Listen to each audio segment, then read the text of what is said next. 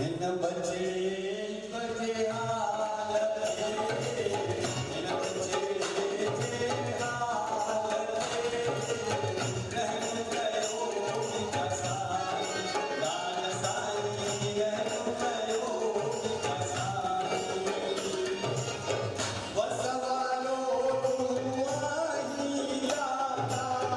वसवारो तूं वसवारो तूं आहीं वसवारो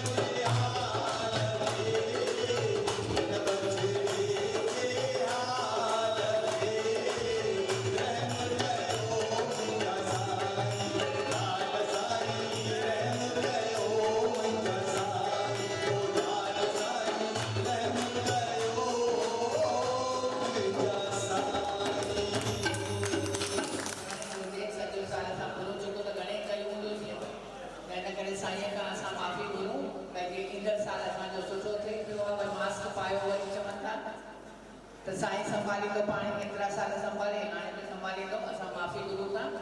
असांजे प्रोग्राम खे त 30 साल अॼु पूरा थिया आहिनि हिन साल जो आख़िरी प्रोग्राम आहे हाणे 31 साल जनवरी खां शुरू थींदो दुआ कंदा त ईअं हलंदो रहे ऐं तव्हांजी हाज़िरी बि थींदी रहे सदाईं असांजी इहा ई दुआ आहे सभिनी खे तव्हां बि मूंखे दुआ कयो त हलंदा हलूं ऐं प्रोग्राम